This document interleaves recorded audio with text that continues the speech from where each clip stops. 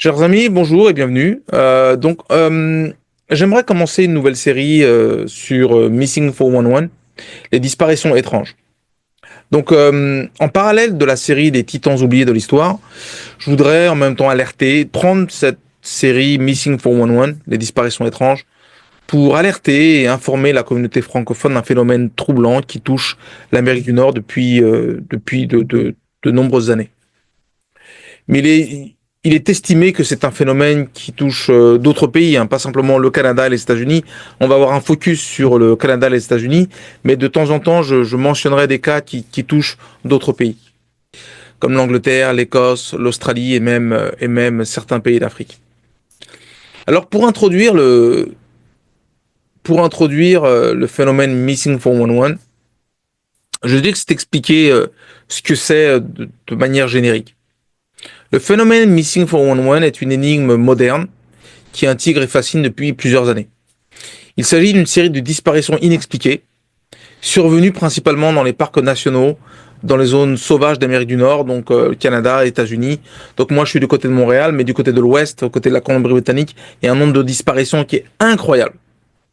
Mais aussi dans d'autres régions du monde. Comme je le disais, il y a d'autres régions du monde qui sont touchées, hein. La Nouvelle-Zélande, il y a un cas en 2018, un cas extrêmement étrange en Nouvelle-Zélande, il y a eu des cas en Australie, il y a des cas en Afrique, mais il y a aussi des cas en Europe. Donc ces cas étudiés en profondeur par un ancien officier de police qui s'appelle David Paulides partagent des caractéristiques troublantes qui défient les explications rationnelles. Ce qui rend ces disparitions uniques, c'est les lieux isolés. La plupart des disparitions ont lieu soit dans des zones reculées ou même des zones relativement publiques, souvent dans les parcs nationaux ou des forêts denses. Les circonstances sont relativement étranges. Les victimes disparaissent souvent sans laisser de traces, parfois en quelques secondes, malgré des recherches intensives. On ne retrouve quelquefois jamais les gens. Quand on les retrouve, ils n'ont aucune idée de comment ils se sont retrouvés dans cette situation. Il y a l'échec des recherches. Malgré des recherches très importantes, des chiens pisteurs échouent fréquemment à retrouver une piste, et les corps, lorsqu'ils sont retrouvés, sont souvent découverts dans des zones déjà fouillées. Donc des zones ont été fouillées, alors que les gens repassent dans les zones qui ont été fouillées, on retrouve le corps un peu plus tard. Comme s'il a été déposé entre deux moments où les gens ont pu faire des recherches et le retrouvent le corps entre-temps. Des victimes expérimentées. Beaucoup de disparus étaient des randonneurs, des chasseurs ou des amateurs de plein air qui sont expérimentés, rendant leur disparition d'autant plus inexplicable. Il y a des zones sensibles, il y a ce qu'on appelle des hotspots. Donc, David Paulides a identifié des zones sensibles où les disparitions se concentrent. Parmi les plus notables, on trouve en Amérique du Nord Yosemite National Park. C'est en Californie. Plusieurs cas, dont celui de Stacey Harris, une adolescente disparue en 1981. En Colombie-Britannique, donc au Canada. En Colombie-Britannique, c'est l'Ouest canadien. Donc moi, je suis à l'Est canadien, dans l'Ouest canadien, mais également dans l'Ontario, également en Alberta. Il y a un ensemble de régions où de nombreuses disparitions, comme celle de Ryan Stuka, restent inexpliquées. Il y a aussi une zone qu'on appelle Great Smoky Mountains, qui se trouve dans le Tennessee. Le cas emblématique de Dennis Martin, que l'on va sûrement mentionner aujourd'hui, un jeune garçon qui a disparu en 1969, jamais retrouvé malgré une recherche massive. Ce sont des théories et des mystères. Donc, les explications varient allant de la cause naturelle d'avalanches, animaux sauvages, aux spéculations plus mystérieuses. On parle de cryptides. Certains évoquent la présence de créatures inconnues comme le Bigfoot ou comme le Dogman. Il y a le phénomène paranormal. D'autres suggèrent des vortex énergétiques ou des enlèvements extraterrestres. Il y a une couverture gouvernementale. Certains croient que les autorités cachent des informations sur ces disparitions. Suivez-moi maintenant. Donc suivez-moi maintenant pour que l'on commence cette série.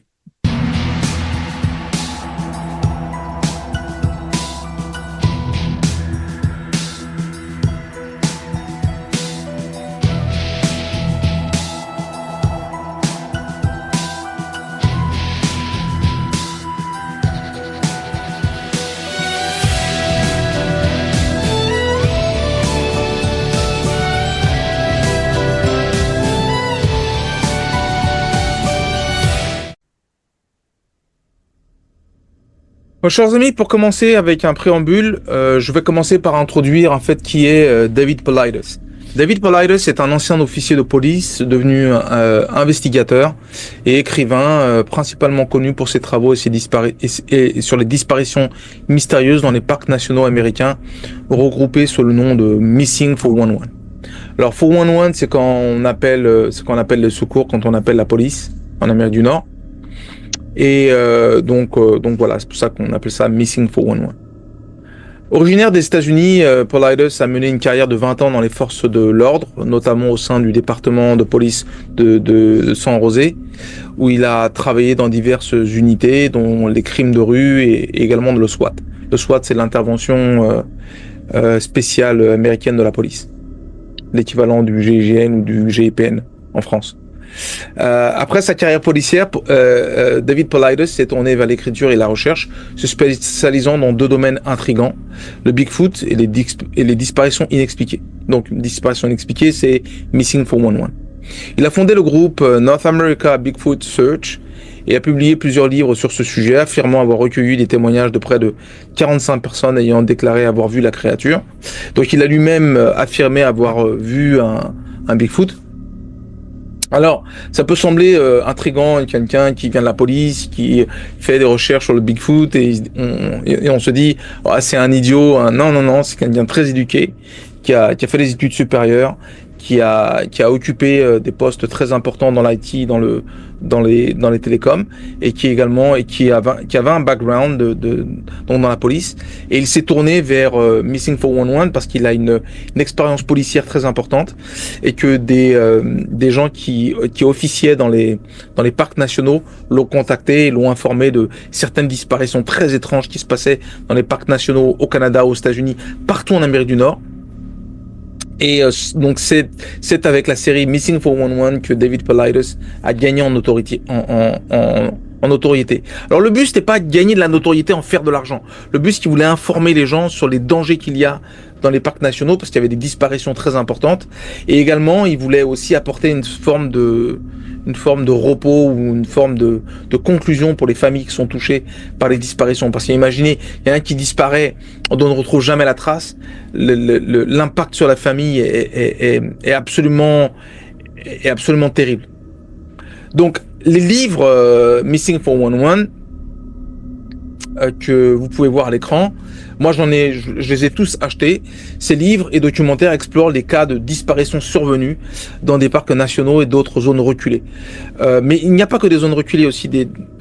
En Angleterre, il y a des disparitions très étranges qui se passent dans les villes importantes, mais également dans des zones publiques, il y a aussi des disparitions très étranges. Donc, en fait, il souligne et soulève des éléments étranges et des coïncidences troublantes dans les disparitions qu'il enquête. David Paulides soutient que ces disparitions ne peuvent pas toutes être expliquées par des causes naturelles ou des accidents. Il y a certains éléments extrêmement troublants qui attirent l'attention sur ces disparitions. David Paulides a également attiré l'attention sur le fait que les services des parcs nationaux ne tiennent pas de registre centralisé des disparitions, ce qui a suscité des débats et des appels à une plus grande transparence. Ces travaux, notamment de David Paulides, ont inspiré un documentaire en 2017 et continué de captiver un public large, bien que certaines critiques ou certains critiques remettent en question la rigueur et ses méthodes et conclusions. Si vous voulez explorer ces mystères pour votre recherche personnelle, il a une chaîne YouTube, mais également des livres que vous pouvez voir que je vous ai montré à l'écran il y a quelques instants, que j'ai moi-même acheté. David Paulides offre une porte d'entrée fascinante vers un univers où le rationnel côtoie simplement l'inexpliqué. Alors maintenant, regardons quels sont ce qu'on appelle les hotspots, les régions les plus sensibles ou touchées par ces disparitions.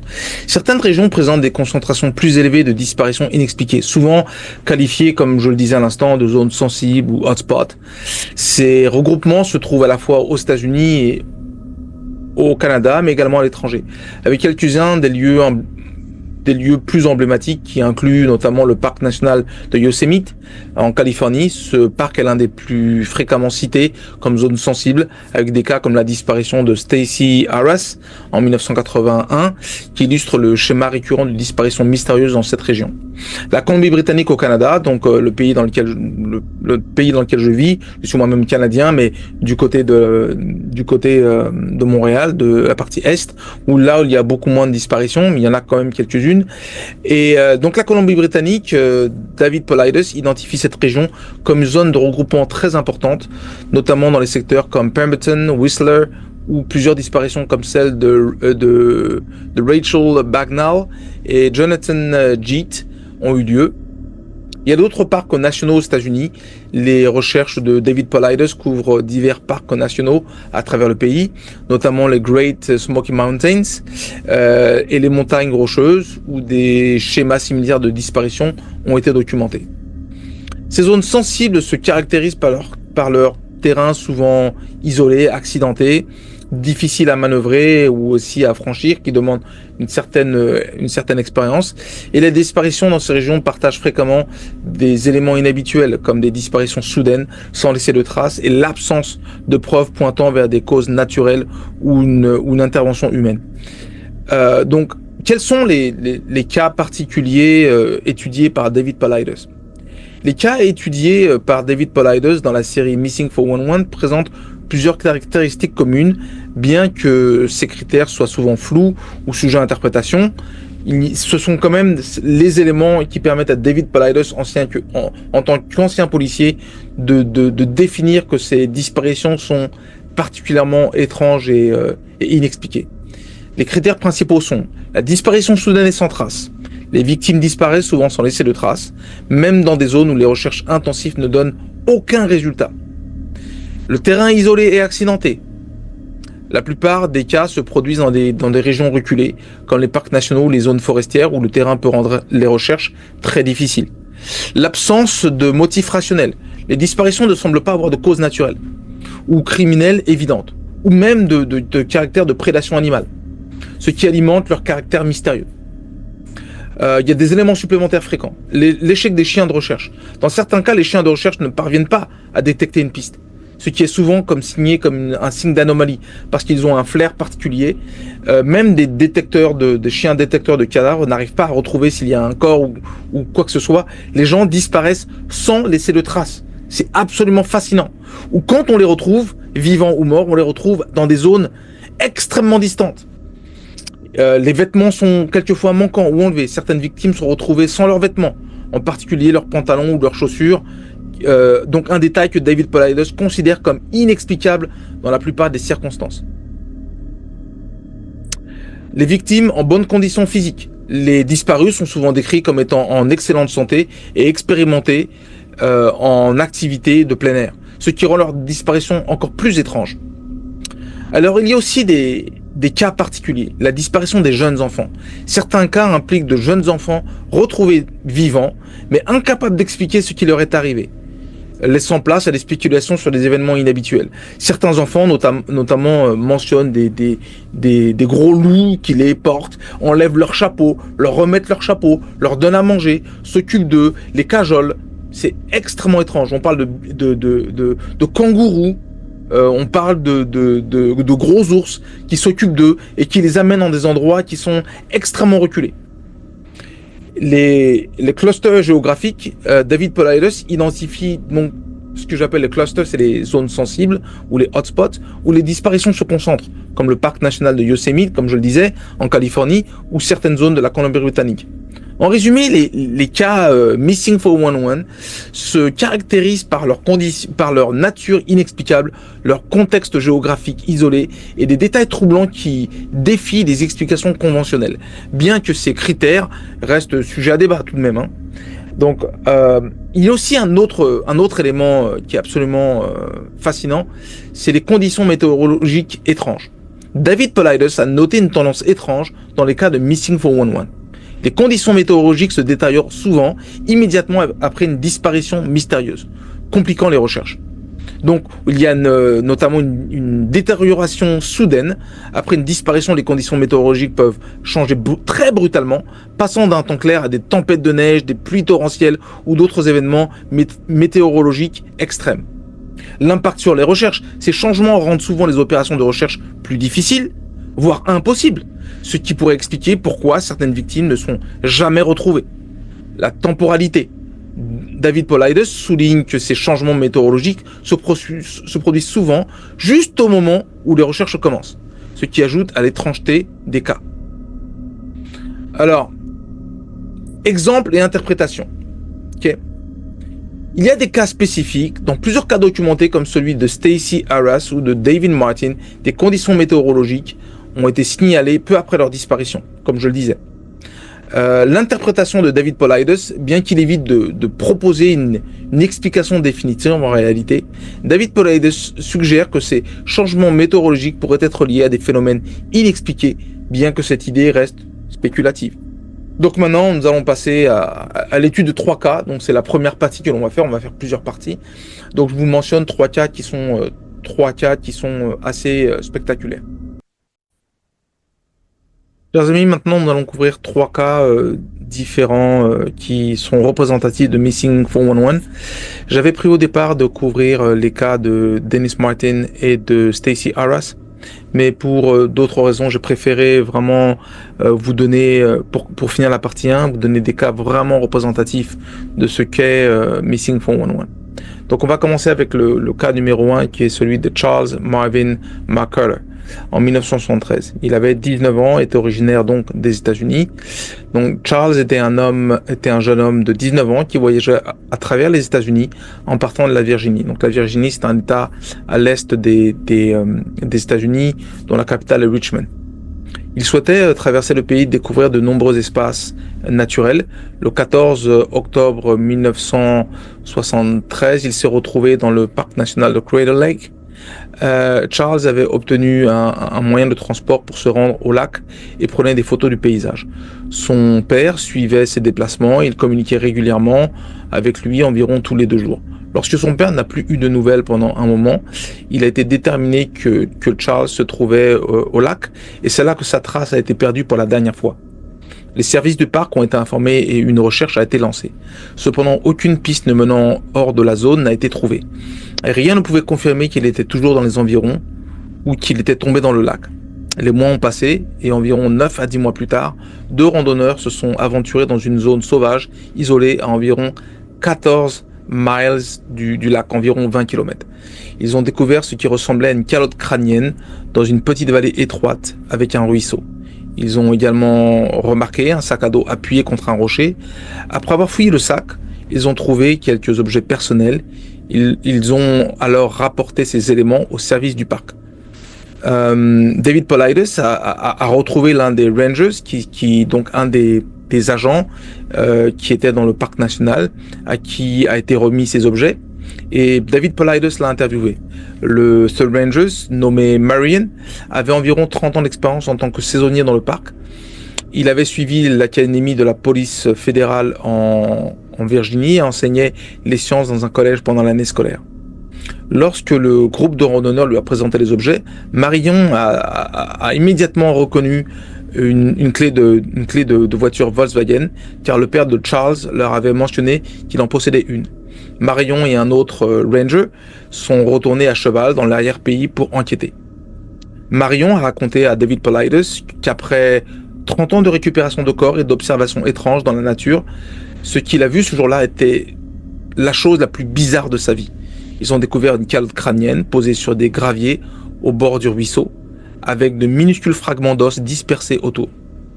En s'approchant d'un sapin, Douglas, tombé en travers du ruisseau, Marion a décrit une scène qu'il n'oubliera jamais. Un pantalon dézippé, baissé jusqu'aux chaussettes, avec un tibia cassé, dépassant légèrement. Les chaussettes contenaient encore de petits os. Marion a immédiatement réalisé que quelque chose n'allait pas. Ils ont pris quelques photos et sont rapidement retournés au siège du parc pour alerter le FBI, donc la police fédérale, demandant l'envoi d'une équipe spécialisée pour analyser la scène, car la situation était anormale. Marion a noté l'absence de manteau, de bottes et de chemises, ce qui était complètement inhabituel. Les bottes en particulier sont presque toujours retrouvées près des corps. Le sac à dos contenait également un couteau et un appareil photo, mais ces objets manquaient. Le FBI a travaillé sur place pendant près de 3 jours. David Paulides a demandé une demande d'accès à l'information auprès du FBI pour obtenir le rapport, mais leur réponse initiale a été qu'il ne pouvait pas divulguer le rapport pour respecter la vie privée de Charles McCullough. Marion est celui qui a vraiment donné vie à cette affaire en réalité. Il a souligné que Charles ne pouvait pas être arrivé à cet endroit en plein hiver sans laisser de traces de raquettes ou de motoneige. Personne ne sait comment il a pu s'y rendre. Et d'ailleurs, sans manteau, sans bottes, puisque ces éléments n'ont pas été retrouvés. Charles McCullough est mort dans des circonstances mystérieuses et son père est parti sans jamais connaître la vérité.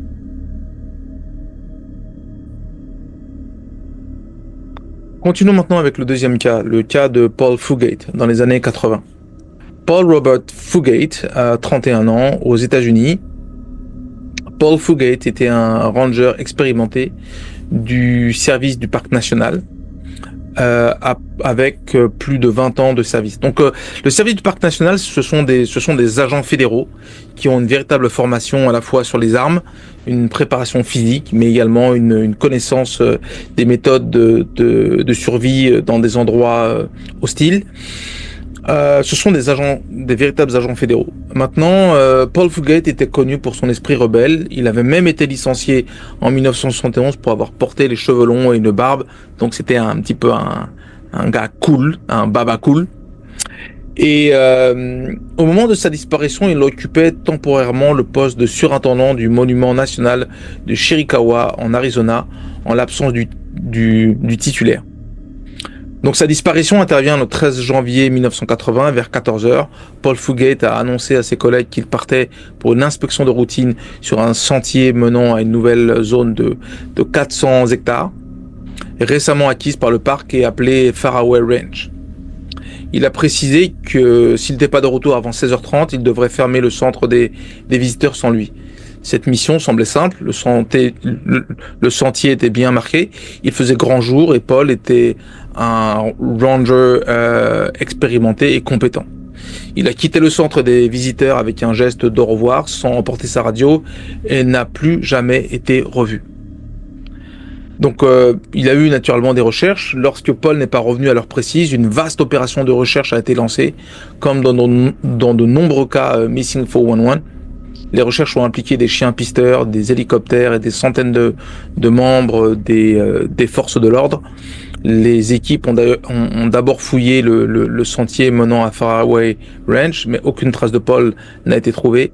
Les recherches se sont ensuite étendues à une zone de environ 20 km² de terrain accidenté, exploré à plusieurs reprises sans succès. Quelles sont les théories et les indices ? Les enquêteurs ont été confrontés à une absence totale de preuves. Quelques éléments ont cependant alimenté des spéculations. Il y a eu un témoignage d'un couple qui a affirmé avoir vu Paul inconscient entre deux hommes dans un pick-up l'après-midi de sa disparition. On parle de sa vie personnelle, des rumeurs ont circulé sur une possible relation avec une femme enceinte, mais aucune preuve n'a confirmé cette théorie. On soupçonne des activités criminelles. La région était connue pour le trafic de drogue et certains ont suggéré que Paul aurait pu croiser des trafiquants ou être impliqué dans une histoire ou une affaire qui a mal tourné. En 2018, le service du parc national a annoncé avoir découvert de nouvelles informations et augmenté la récompense pour des indices de 20 000 à 60 000 $. Cependant, aucune avancée significative n'a été rapportée depuis. Pourquoi Paul Fugate est un cas unique ? Parce que Paul Fugate est le seul ranger du service de parc national à avoir disparu sans laisser de traces. Aucun corps, aucun indice matériel et aucune explication n'ont jamais été trouvées. Sa disparition reste l'un des mystères les plus troublants de l'histoire des parcs nationaux américains et elle continue de hanter sa famille, ses collègues et les amateurs d'énigmes non résolues. Chers amis, finissons en beauté avec un dernier cas, celui de Keith Parkins, qui pour moi est l'un des plus représentatifs du mystère qui entoure Missing 411. Donc son nom complet était Keith Matthew Parkins. Il avait 2 ans et il était originaire de l'Oregon aux États-Unis. Le 10 avril 1952, Keith Parkins, un enfant de 2 ans, a disparu dans des circonstances étranges dans un ranch de bétail à Ritter, dans l'Oregon. Ce cas reste l'un des plus énigmatiques de l'histoire des disparitions inexpliquées, notamment en raison des détails troublants entourant sa disparition et sa réapparition. Oui, parce qu'il a été retrouvé vivant, ce qui est un soulagement. Donc, Keith jouait avec ses frères aînés près d'une grange sur le ranch familial, alors que ses frères rentraient pour le déjeuner. Keith est resté près de la grange pour voir un veau nouveau-né. Lorsque sa mère, Edna, s'est rendue compte qu'il n'était pas revenu, elle est allée le chercher, mais il avait disparu sans laisser de traces. Les frères de Keith ont rapporté qu'il était parti faire le tour de la grange, mais aucune autre indication n'a été trouvée. Des recherches, naturellement, immédiatement, ont été lancées, impliquant plus de 200 personnes. Les conditions météorologiques étaient froides, avec des plaques de neige au sol. Les recherches sont poursuivies toute la nuit, jusqu'au lendemain matin. À un moment donné, des empreintes de pas ont été découvertes près d'un troupeau de bétail, à environ 5 km de l'endroit où Keith avait été vu pour la dernière fois. Cependant, ces traces n'ont mené à aucune autre piste. Le lendemain, vers 7 heures, on l'a retrouvé vivant dans Skull Canyon, à environ 15 km de l'endroit où il avait disparu. Donc il est allongé face contre terre dans la neige, avec son chapeau et son manteau à côté de lui. Son corps était raide à cause du froid, et il ne pouvait pas bouger.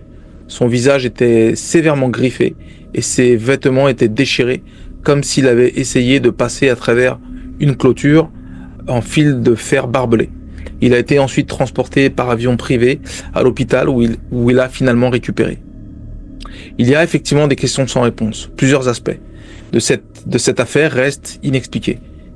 Donc la distance parcourue. Qui aurait dû marcher entre 10 et 15 km en 19 heures? Une distance presque impossible pour un enfant de 2 ans. Pour répliquer la situation, David Paulides, qui a un ami qui est un hiker très connu, qui est aussi un marathonman, et qui a essayé de faire le parcours qu'a réalisé Keith dans les années 50. Il a essayé de le réaliser récemment en passant à travers les différentes propriétés privées, il y avait des barbelés et autres. Il n'a pas réussi à courir les 15 km en 19 heures. Tellement le terrain était ardu, pas facile, et un enfant de 2 ans aurait parcouru cette distance. Les blessures. Les griffures sur le visage de Keith et les déchirures de ses vêtements suggèrent une rencontre avec un animal ou une tentative de franchir une clôture. Il y a aussi le temps passé. Comment Keith a-t-il survécu dans des conditions aussi froides pendant près de 24 heures, avec un corps qui n'est pas prêt aux rigueurs de l'hiver? Parce qu'il est tout jeune, et les jeunes ont une particularité à ne pas sentir le froid de manière immédiate comme les adultes, donc ils s'exposent à des engelures, à ce qu'on appelle les frostbite, donc en anglais. Quelles sont les théories? Les autorités ont initialement spéculé que les blessures de Keith étaient dues à une clôture en fil de fer barbelé. Cependant, Keith a mentionné plus tard qu'un chat l'avait griffé, ce qui a conduit à des spéculations sur une possible rencontre avec un cougar. Malgré ces éléments, aucune explication définitive n'a jamais été trouvée. En conclusion, qu'est-ce que l'on peut dire? La disparition et la réapparition de Keith Parkins restent un mystère complet. Ce cas soulève des questions sur la résilience humaine, mais également les dangers de la nature et les limites de notre compréhension des événements inexpliqués. Que s'est-il vraiment passé pendant 19 heures? La réponse, si elle existe, reste insaisissable. Donc sur ce, je vous laisse et on se retrouve dans une partie 2 où on rentrera dans des découvertes et dans des cas particulièrement troublants. Là, on passera en revue plusieurs cas qui sont effectivement très troublants et qui relèvent de plusieurs questions.